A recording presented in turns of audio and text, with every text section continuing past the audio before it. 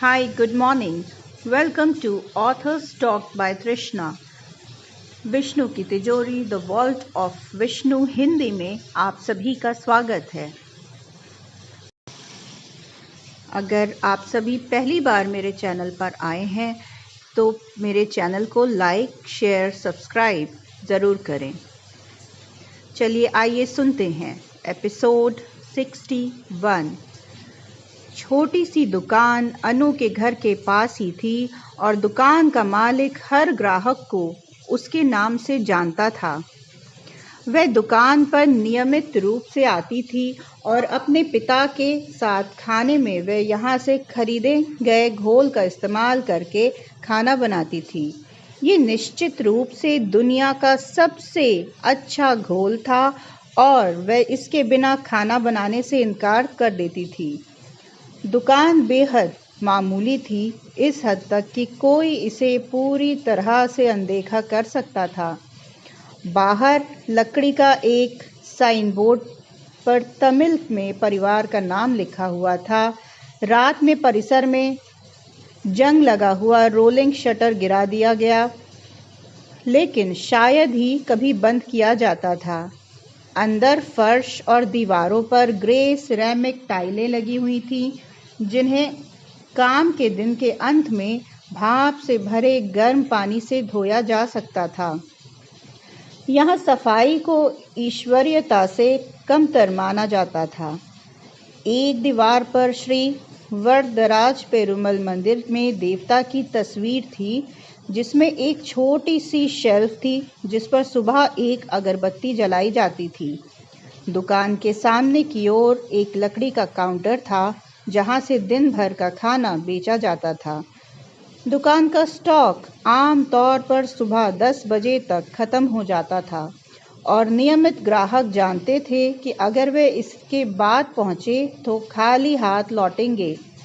सीमित मात्रा में खाना बनाने से ये सुनिश्चित होता था कि बचा हुआ खाना कम से कम हो और हर दिन बिकने वाला बैटर बिल्कुल ताज़ा हो। कांची अभी भी एक छोटा सा शहर था जहां दुकानदार और ग्राहक एक दूसरे को पीढ़ियों से जानते थे। दुकान के मालिक के पिता ने प्रसिद्ध कांचीपुरम इडली बेचकर अपनी ख्याति बनाई थी। उन्होंने भगवान विष्णु को समर्पित श्री वरदराज पेरुमल मंदिर के मद्दपल्ली से काम शुरू किया था। पकवान एकदम सही होना चाहिए था क्योंकि इसे भगवान को परोसा जाता था और इसे एक ऐसी रेसिपी से बनाया जाता था जिसमें थोड़ा सा भी बदलाव नहीं किया जा सकता था। बेटे ने परंपरा को जारी रखा था, लेकिन पारंपरिक इडली और डोसा बैटर को शामिल करके अपनी पेशकश का विस्तार किया था। ये एक पतला काला आदमी था जो लगभग हमेशा एक सफ़ेद बुशर्ट और माथे पर एक प्रमुख चंदन के निशान के साथ एक सफ़ेद वेष्टी पहने रहता था। उसकी मोटी सफ़ेद भौहें उसके कपड़ों के साथ रंग संवित लगती थीं। कांची के विभिन्न हिस्सों से परिवार कांचीपुरम इडली का लुत्फ उठाने और रसोई के लिए बैटर खरीदने के लिए उसकी छोटी सी दुकान पर आते थे। परफेक्शन आसानी से नहीं आता था। दुकानदार हर शाम उबले चावल, उड़द दाल, मेथी के दानों को अपने गुप्त अनुपात में भिगोता था और फिर उन्हें पीसकर चिकना पेस्ट बना लेता था। सुबह 4 बजे तक वे पहले से ही नाश्ते की चाह रखने वालों और गृहिणियों के पहले बैच के लिए तैयारी में व्यस्त था। काउंटर पर केले के पत्तों को ढेर लगा रखा था, जो कागज़ और प्लास्टिक की प्लेटों के लिए उसका पारंपरिक पर्यावरण के अनुकूल विकल्प था। ढेर लगाने के बाद उसने अपना ध्यान बड़े पीतल के बर्तनों की ओर लगाया जिसमें वह अपनी खास इडली तैयार करता था। चटनी और सांभर अभी भी तैयार होना बाकी था। दुकानदार कोई साधारण व्यापारी नहीं था, वह एक कलाकार था। वह जो भी करता था उसमें उसका जुनून था। उसका ये जुनून उसके खाने की गुणवत्ता में झलकता था। काम करते हुए वह खुद से ही गुनगुनाता रहता था। दुकान खुलते ही गुनगुनाहट बंद हो जाती थी।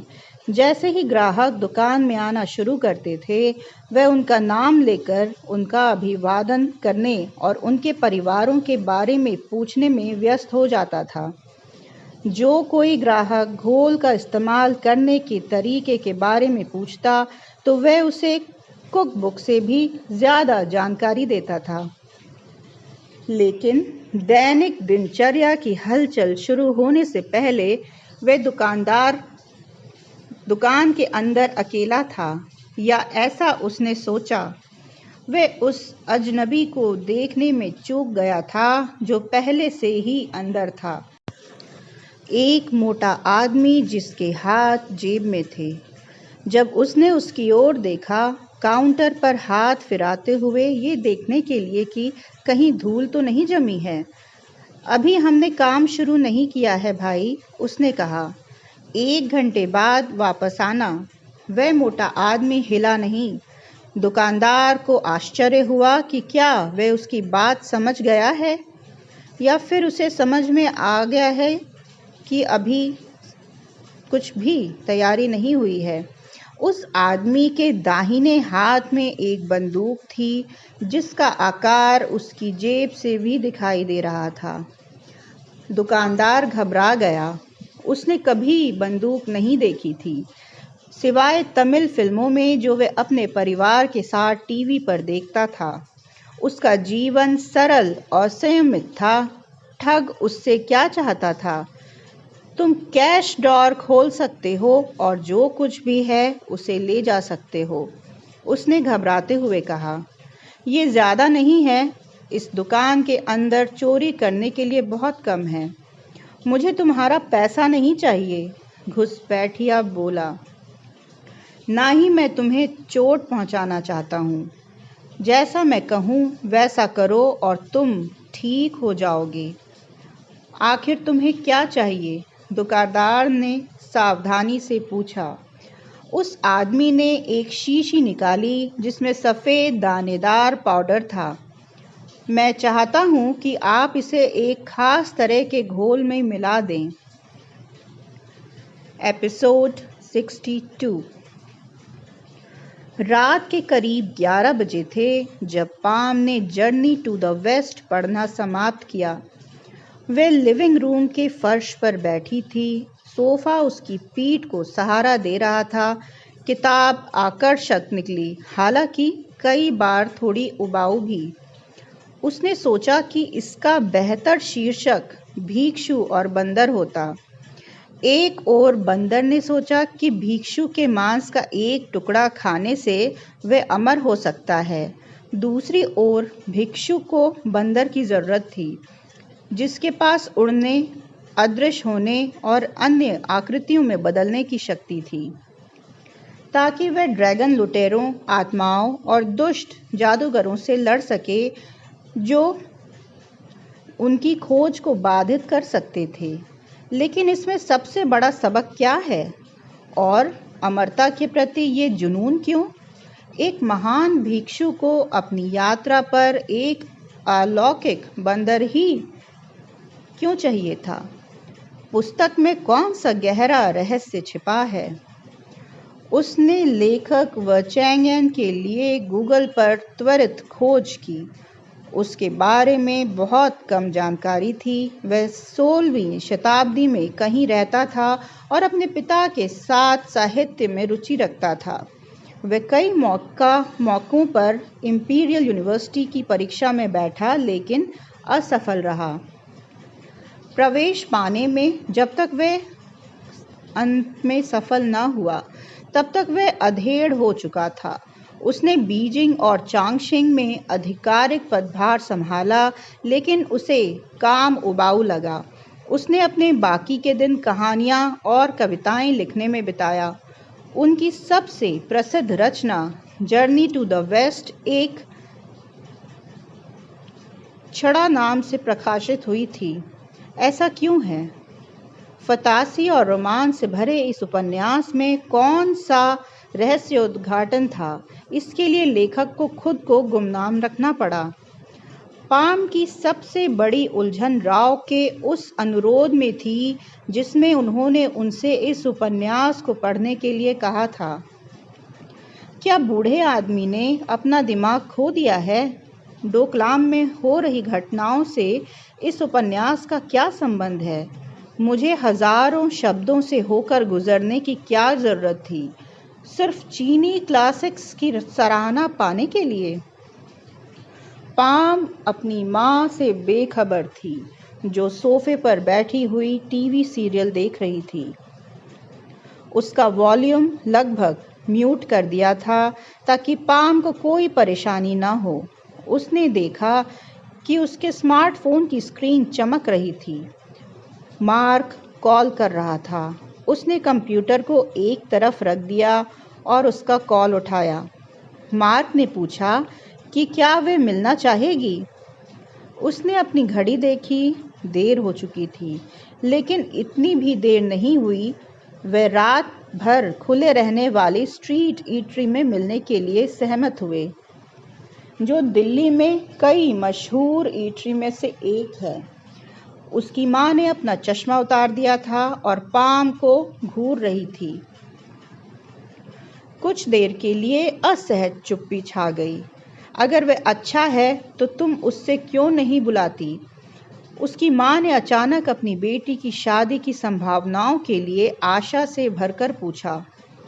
पाम ने आह भरी। अपनी माँ के साथ इस तरह की चर्चा करना असंभव था। हर बातचीत शादी के विषय पर ले जाती थी। वे एक जख्मी आदमी है माँ, पाम ने कहा। तुम्हारा मतलब उसके तलाक से है? मेरा मतलब है कि वह जिस जीवन को जी रहा है उससे बिल्कुल अलग है। मुझे यकीन नहीं है कि उसके कुछ निशान कभी भरेंगे या नहीं। उसके ऊपर एक अंधेरा छाया हुआ है। मुझे नहीं लगता कि मैं उसे साझा करने के लिए तैयार हूँ। उसके बाद वे घर से निकली। वे एक ढाबे पर पहुंचे जो रात को खुला रहता था, जिसमें 24 घंटे पराठे और चाय मिलती थी। रात के समय द्वारका में उसके घर से वहां पहुंचने में 20 मिनट से भी कम समय लगता। हालांकि दिल्ली के कुख्यात ट्रैफिक जैम में दिन में 1 घंटे से ज़्यादा समय लग जाता है। सोडियम स्ट्रीट लैम्प की एकड़ सतह ने उसे अजीब तरह से शांत कर दिया। उसने कार की स्टीरियो को एक बटन दबाया और अपने फ़ोन से संगीत को ब्लूटूथ के ज़रिए स्ट्रीम करने दिया। डायर स्ट्रेटस का दिल को छू लेने वाला ट्रैक वाटर ऑफ लव बजने लगा। गाड़ी चलाते हुए उसने मार्क नॉफलर के साथ गाना गाया। उसने होठों पर मार्क नॉफलर थे, लेकिन उसके दिमाग में मार्क रिचर्ड्स थे। गाड़ी चलाते समय यादें ताज़ा हो गईं। गोवा में सम्मेलन और लगातार मौज मस्ती। तीसरी पीढ़ी के मालिक द्वारा संचालित समुद्री भोजन की दुकान। हिप्पी जो अपने मलाना क्रीम के जॉइंट को उनके साथ साझा करने में खुश थे। हवा में तैरती घास की गंध, स्ट्रॉबेरी, डाइक्वरी और फेनी का ओवरडोज। समुद्र तट पर देर रात तक नाचना और समुद्र तट के सामने वाले स्वीट में वह साझा बिस्तर। अगली सुबह उन्होंने सुबह का सत्र छोड़ दिया था। इसके बजाय उन्होंने बिस्तर पर नाश्ता मंगवाया था और एक दूसरे को अतिरिक्त मेपल सिरप के साथ वफल खिलाया था। वे लगातार बातें करते रहते थे जब तक कि सम्मेलन में वापस जाने का समय नहीं आ गया। उस एक सुबह मार्क ने उसे बताया था कि कैसे उसने कंबोडिया, चीन और वियतनाम में अपने वर्षों को बचाया था। कैसे उसे थाईलैंड में खमेर रूस निर्वासितों द्वारा पकड़ लिया गया था और प्रताड़ित किया गया था। कैसे उसकी शादी टूट गई थी। कैसे उसने कैंसर से लड़ाई की थी। मार्क ने बहुत कुछ सहा था। अगर वह जख्मी ना होता तो कुछ भी नहीं था और पाम ये जानती थी, लेकिन उसकी कहानियां अंतराल थे जो कि वह जानती थी कि वह कुछ भी नहीं कर सकती है। उसे आश्चर्य हो रहा था कि क्या वह कभी उस पर पूरी तरह से भरोसा कर पाएगी। उसके तर्कसंगत दिमाग में उसके लिए उसके बारे में कई सवाल थे, लेकिन वह ये भी जानती थी कि वह उस आदमी से प्यार करने लगी है और प्यार में कभी भी तर्क वितर्क नहीं होता। एपिसोड 63। पाम ने भोजनालय में गाड़ी रोकी। बाहर पहले से ही कई गाड़ियां खड़ी थीं। ये जगह उन लोगों के लिए पसंदीदा जगह थी जिन्हें विशेष समय में भी गर्म मसालेदार भोजन की ज़रूरत होती थी। कार हॉप्स ने ग्राहकों से ऑर्डर लिया और अपनी कारों में बैठे रहे और मिनटों में उनका खाना उनके पास पहुंचा दिया गया। एक बड़ा तवा और सामने 2 फ्राइंग पैन कार्रवाई का केंद्र थे। दुकान के मालिक ने इन तवों से हर रात सैकड़ों पराठे बनाए, जिसमें उनके ग्राहकों की पसंद के अनुसार अलग अलग भरावन था। मार्क कुछ मिनट बाद उस जगह पर पहुंच गया। उसने अपनी कार कुछ दूर पार्क की, पैम के पास गया और यात्री सीट पर बैठ गया। उसने हाथ बढ़ाकर पैम के गाल पर चूमा और फिर चालाकी से उसके होठों की ओर बढ़ा। पैम मुस्कुराई लेकिन पीछे हट गई। पहले काम, उसने दृढ़ता से कहा। ओह, पार्टी खराब कर दी, मार्क ने निराश होकर कहा। गोली मारो। काली टी शर्ट और जीन्स पहने और कान के पीछे पेंसिल लगाए एक कार हॉप ने मार्क की खिड़की पर दस्तक दी। मार्क ने उन दोनों के लिए चाय और पराठे मंगवाए। उस आदमी ने उनके ऑर्डर को नोट किया और गायब हो गया। व्यापार में उछाल था और ऐसा लग रहा था कि किसी भी कर्मचारी के पास 1 मिनट भी अतिरिक्त नहीं था। कर्मचारियों और ग्राहकों को ऑर्डर देने की तेज़ी देखने को मिली। रसोइयों को उन ऑर्डर को पूरा करने में तेज़ी दिखानी थी।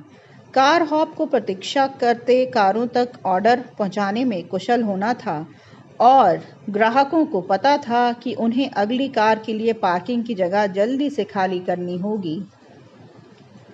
खाना खत्म हो चुका था। ये एक अच्छी तरह से संचालित ऑपरेशन था और हाँ, समय ही पैसा था। पाम ने बताया, राव ने मुझे जो दस्तावेज दिया था वह वास्तव में चीनी उपन्यास जर्नी टू द वेस्ट का एक संस्करण था। कहानी में चीनी भिक्षु वेन्सांग मूल बौद्ध धर्म ग्रंथों की खोज में भारत की ओर जाता है। उसके साथ एक बंदर राजपात्र सुन वुकोंग भी है। इससे आपको उत्साहित क्यों होना चाहिए? मार्क ने पूछा। एक उपन्यास आपके तात्कालिक लक्ष्यों के लिए कैसे महत्वपूर्ण हो सकता है? क्योंकि डोकलाम में चीनी हमलावरों के चेहरे पर बंदरों जैसी आकृतियां थीं। यहाँ तक कि आपकी टीम द्वारा किए गए रक्त परीक्षण से भी पता चला कि मनुष्य और रीसस के बीच कुछ है। ये महज संयोग हो सकता है। संयोगों की संख्या बहुत कम है और ज़्यादा भी।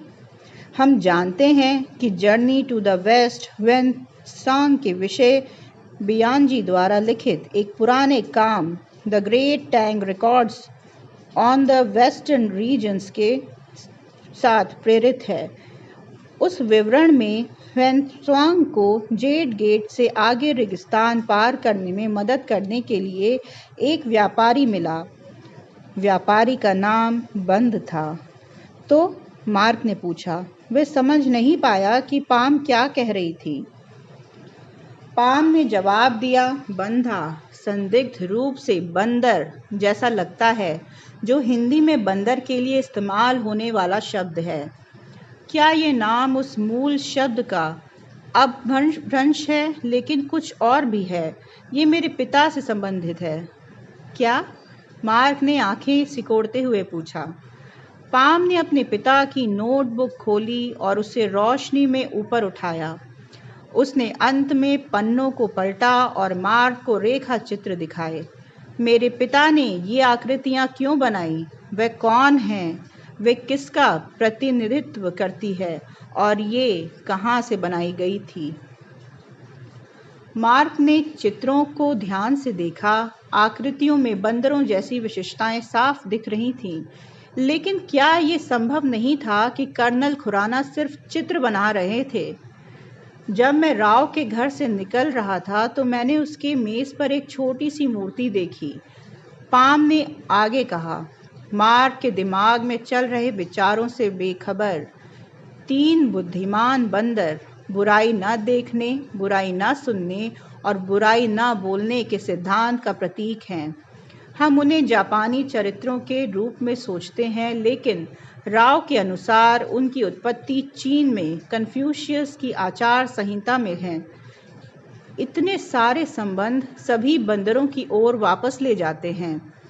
मार्क ने तर्क दिया, अगर आप किसी भी भविष्य विषय की गहराई से जांच करें तो आपको हमेशा बहुत सारे संबंध मिलेंगे। ये संबंध यादृच्छिक घटनाएं हो सकती हैं, उनका बिल्कुल भी मतलब नहीं हो सकता है। ये भी याद रखें कि राव एक बूढ़े व्यक्ति हैं, वे बुढ़ापे की ओर बढ़ रहे हैं। पाम ने सिर हिलाया। मार्क के विचार में कुछ सच्चाई थी, लेकिन उसे अभी भी इस पर गहराई से सोचना था। जब मैं जा रही थी तो राव ने मुझे कुछ और कहा था कि सच्ची शक्ति 3 बंदरों के कोड का पालन करने से आती है। बंदर जिसने नाम दिए थे, और ये कि भारत में हमने हमेशा रीसस प्रजाति को पवित्र माना है, और वह सही है। हनुमान संभवतः पहले सुपर हीरो थे जिनकी पूजा की गई थी, सुपरमैन या स्पाइडरमैन से बहुत पहले। और फिर आप मुझे बताते हैं कि हम टर्निकेट रक्त में 47 गुण सूत्र मिले हैं, जो मानव और रीसस के बीच का कुछ है। मार्क चुप रहा। वह पाम द्वारा दी गई सारी जानकारी को समझने की कोशिश कर रहा था।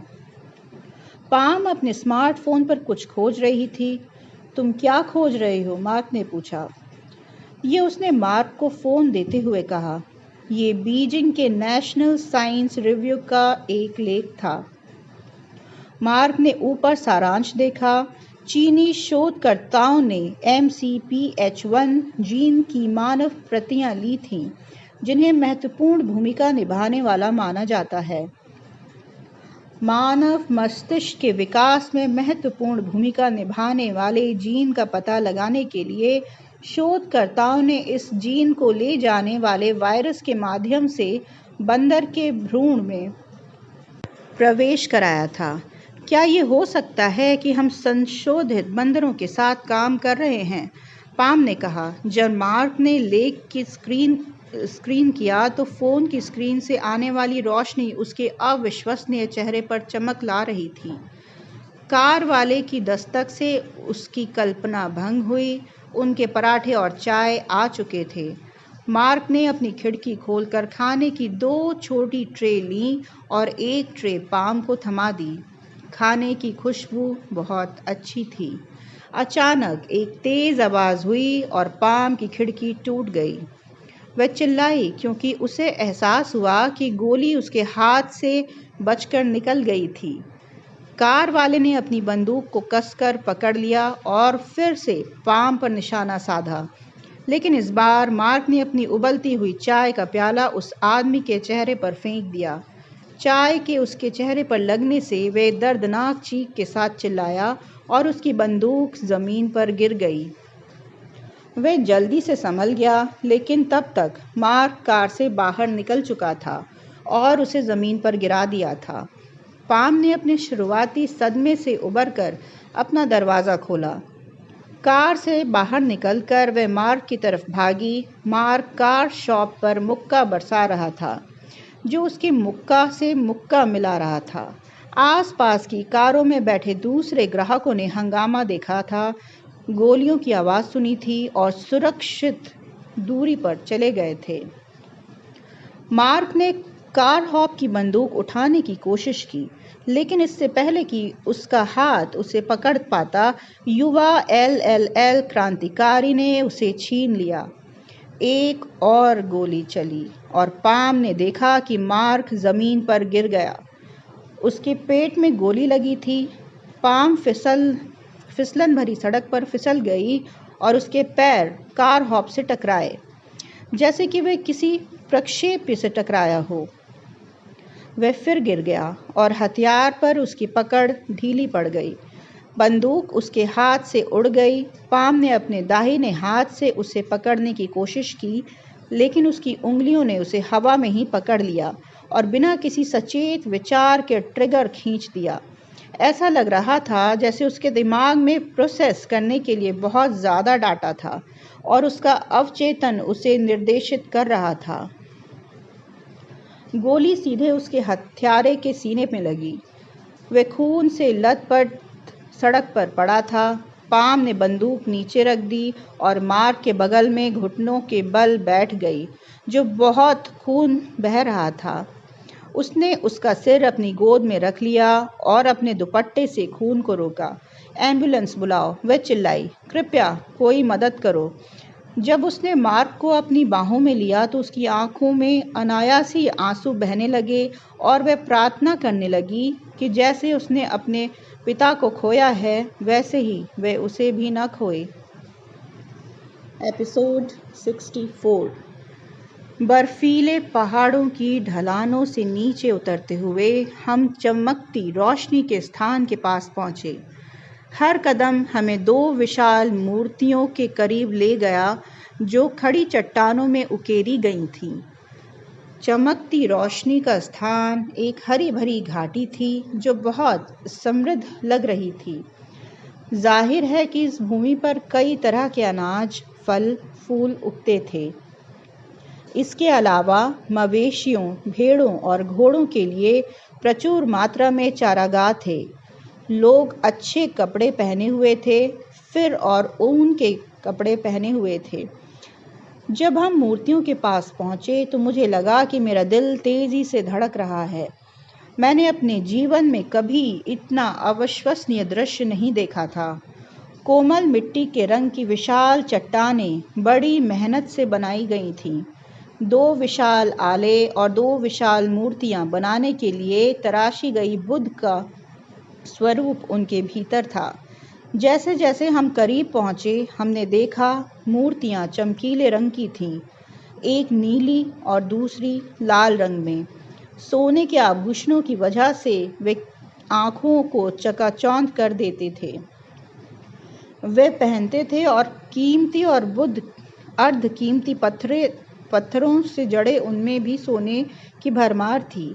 यहाँ तक कि उनके चेहरे और हाथ भी सोने से ढके हुए थे। इसमें कोई आश्चर्य नहीं है कि इस जगह को चमकती रोशनी का स्थान कहा जाता है। स्तब्ध खड़ा घूरता रहा मैं, पर शानदार मूर्तियों को देखकर आश्चर्य होता है कि वे मनुष्यों या किसी महान दैवीय शक्ति द्वारा बनाई गई थी।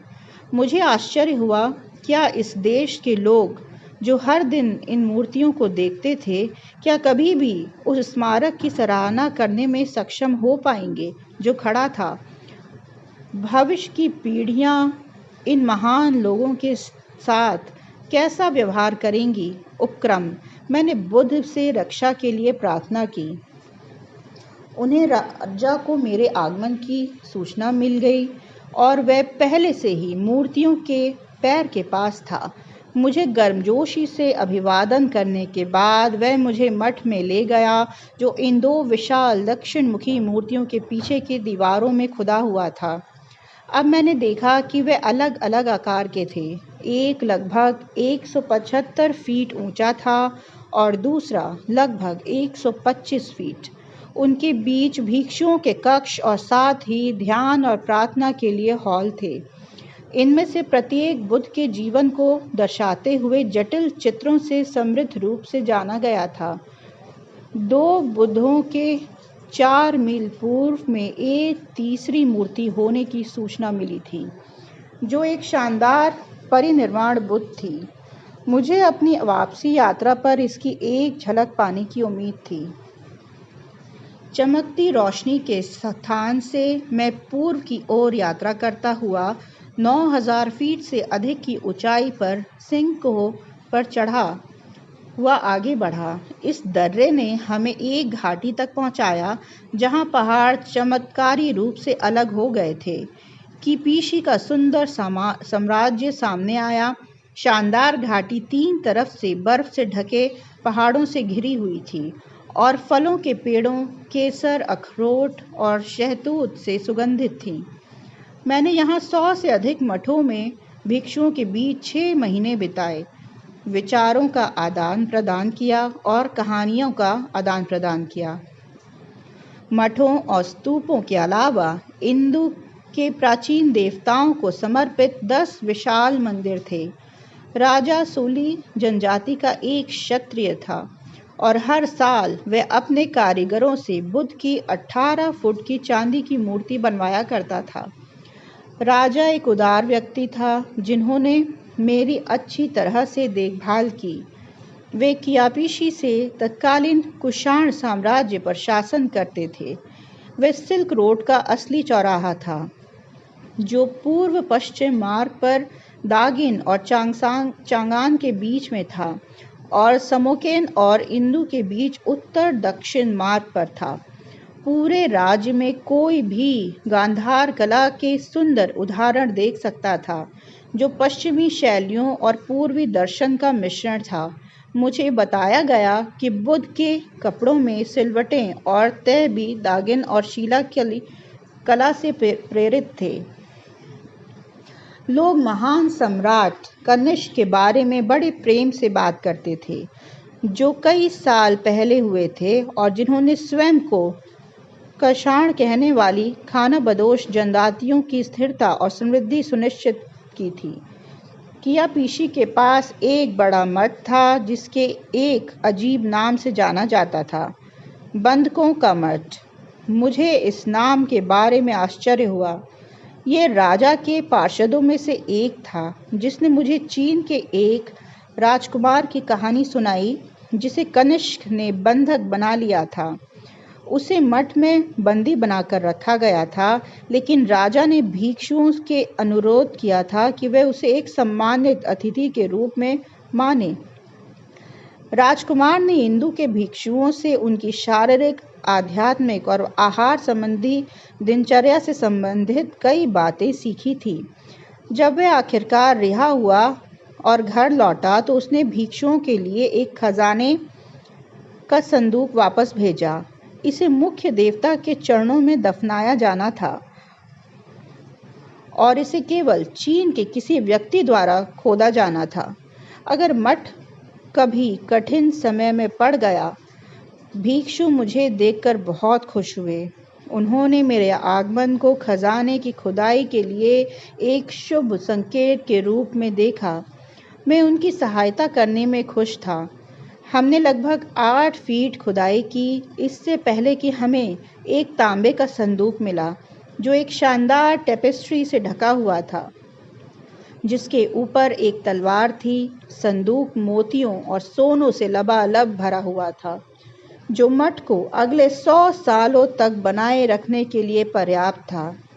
तलवार पर 2 सरल चीनी अक्षर उकेरे हुए थे। मैंने नैंग उत्कीर्णन का एक स्केच बनाया ताकि बाद में मुझे उन्हें याद करने की ज़रूरत पड़े। मेरी याददाश्त आम तौर पर बहुत तेज़ थी, लेकिन लगातार यात्रा की थकान अक्सर आड़े आती थी। कियापीशी के राजा ये सुनकर बहुत प्रसन्न हुए कि मैंने भिक्षुओं की सहायता की है और उन्होंने मुझे 5 दिवसीय धार्मिक सम्मेलन का हिस्सा बनने के लिए आमंत्रित किया। इसमें कई वाद विवाद शामिल थे जिनमें भाग लेकर मुझे खुशी हुई। मेरा मानना है कि मैंने दार्शनिक विचारों की कई धाराओं पर अपनी महारत का प्रदर्शन किया और राजा मुझे उपहारों से नवाजने में खुश थे जो मेरी यात्रा में मेरी मदद करते। अब तक मुझे सड़क पर 1 साल से ज़्यादा हो चुका था। मेरी शारीरिक, मानसिक और भावनात्मक क्षमता का चरम परीक्षण हो चुका था। मैंने कई रेगिस्तान, पर्वत श्रृंखलाएं, नदियां और जंगल पार किए थे। मैं कई अलग अलग लोगों से मिला था जो अलग अलग जीवन शैली से आते थे। राजा, व्यापारी, भिक्षु, कलाकार, डाकू, पुजारी और सैनिक। मैंने बुद्ध से एक मौन प्रार्थना की कि उन्होंने मुझे इस कठिन यात्रा में साथ दिया और मुझे उस भूमि के द्वार के करीब पहुंचाया जिसकी मुझे तलाश थी। इंदु। एपिसोड 65। ये एक चमत्कार ही था कि पाम और मार्क ने अपनी देर रात की मुलाकात के लिए जिस भोजनालय को चुना था वह नई दिल्ली के 2 सर्वश्रेष्ठ अस्पतालों के नज़दीक स्थित था। सफदरगंज अस्पताल की ओर एम्बुलेंस थोड़ी दूर खड़ी थी। उसका ड्राइवर धूम्रपान अवकाश पर ढाबे पर चाय पी रहा था। शोर सुनकर और मार्क को अपना सिर पाम की गोद में रखे देखकर उसने अपनी एम्बुलेंस पार्किंग स्लॉट से बाहर निकाली और उनकी ओर दौड़ा। आस-पास खड़े लोगों ने ड्राइवर को मार्क को एम्बुलेंस में चढ़ाने में मदद की और पाम उसके साथ ही उसमें चढ़ गई। वे कुछ ही मिनटों में अस्पताल के आपातकालीन ब्लॉक में थे। दिल्ली के अस्पताल पुलिस प्रक्रियाओं के अभाव में दुर्घटना या अपराध पीड़ितों के इलाज में देरी के लिए कुख्यात थे। इसका मतलब अक्सर ये होता था कि जब चिकित्सा हस्तक्षेप की सबसे अधिक आवश्यकता होती है तो महत्वपूर्ण क्षण खो जाते थे। पाम को ये सब पता था और उसने इसके लिए उसी हिसाब से तैयारी की। दिल्ली एक ऐसा शहर था जो कनेक्शन पर चलता था। सही बटन दबाएं और कुछ ही देर में आपकी समस्या दूर हो जाती थी। हालांकि अधिकांश लोगों के लिए ये बटन पहुंच से बाहर थे। पाम ने अपने बॉस को फ़ोन किया।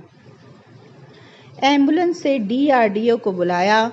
उन्होंने तुरंत अपने दोस्त दिल्ली पुलिस कमिश्नर को फ़ोन किया, जिन्होंने अस्पताल को फ़ोन किया ताकि मार्क के इलाज में कोई देरी न हो। उन्होंने शूटिंग की जगह पर एक एम्बुलेंस टीम भी भेजी। उन्होंने पाम के बॉस से कहा, मैं अपने सबसे अच्छे लोगों को काम पर लगा रहा हूँ। अस्पताल पहुंचने पर मार्क के स्ट्रेचर को एक गरनी में स्थानांतरित कर दिया गया और ड्यूटी पर मौजूद डॉक्टर ने तुरंत अपनी टीम को रेडियो पर सूचित किया। गरनी के साथ साथ दौड़ती नर्सों ने घाव के स्थान पर सीमा की जांच कराने का प्रयास किया। ER के अंदर जाने के बाद उन्होंने IVS लगाए और प्रशिक्षण के लिए रक्त निकालना शुरू किया। मार्क के सिरहाने एक एनेस्थीसियोलॉजिस्ट खड़ा था जिसने एक श्वास नली डाली। प्राथमिक सर्जन पैर के पास खड़ा था जो छर्रे सहित सभी संभावित घावों को दर्ज करने का प्रयास कर रहा था, जबकि रोगी की स्थिरता के स्तर और आवश्यकता सर्जरी से पहले की दिनचर्या का निर्धारण कर रहा था। ER के बाहर प्रतीक्षा करते हुए पाम ने डॉक्टर को अपनी टीम को निर्देश देते हुए सुना। नर्सों को महत्वपूर्ण संकेतों को रिकॉर्ड करने के लिए कहा। नाड़ी रक्तचाप, श्वसन और ऑक्सीजन संतृप्ति। मुझे क्रिस्टलॉइड इन्फ्यूजन के साथ 2 बड़े बोर IV लाइनें चाहिए। फेस मास्क द्वारा 100% ऑक्सीजन। जब तक हम क्रॉस मैच नहीं कर लेते तब तक O नेगेटिव रक्त का उपयोग करें। रक्तचाप अनियमित है, कृपया द्रव पुनर्जीवित करें। नासोगैस्ट्रिक ट्यूब की आवश्यकता है। पेट को डिंग प्रेस करें और रक्त स्त्राव को प्रोटोकॉल शुरू करें। पाम सब कुछ सुन सकती थी लेकिन कुछ भी समझ में नहीं आ रहा था। वह बस यही सोच सकती थी कि मार्क ने बिना एक दुनिया है, उसके बिना वो क्या करेगी। उसने बहुत कोशिश की थी कि वह एक ईबल के साथ ना उलझे। वह जानती थी वह शायद ही उसके बारे में कि एक आदमी है, लेकिन ये असंभव जानती थी और उसके अज्ञात आयाम एक खतरा पेश करते थे। लेकिन अब वह उसके बारे में नहीं सोच सकती थी। उसके विचार उसके पिता के बारे में वापस चले गए, जिन्होंने हमेशा उससे कुछ बातें छिपाई थी। शायद वह गोपनीयता की शपथ लेने के तहत थी। 6 ऑपरेशन थिएटर थे, गलियारे लंबे और चौड़े थे और पाम आगंतुकों की कर्मी कुर्सियों में से एक पर बैठ गई। ड्यूटी डॉक्टरों से अधिक जानकारी की प्रतीक्षा कर रही थी। मार्क की गोद में उठाने से उसके कपड़े खून से सने हुए थे। वह अपने मोबाइल फ़ोन को पकड़े हुए खाली जगह को देखती रही। एक दयालु नर्स ने उसके लिए एक कप कॉफ़ी लाई, लेकिन उसने मना कर दिया। उसे कुछ नहीं चाहिए था, बस मार्क फिर से ठीक होने के लिए। सफदरगंज उसके लिए गलत कारणों से जाना जाता था। उसकी दादी ने यहाँ अपनी अंतिम सांस ली थी। पाम के मामा ने भी यहीं अंतिम सांस ली थी। पाम सफदरगंज को मौत से जोड़ती थी और अब मार्क अंदर से एक मरीज था। कुछ फीट दूर पाम के लिए कॉफ़ी लेकर आई बुजुर्ग ड्यूटी नर्स उसे घूर रही थी।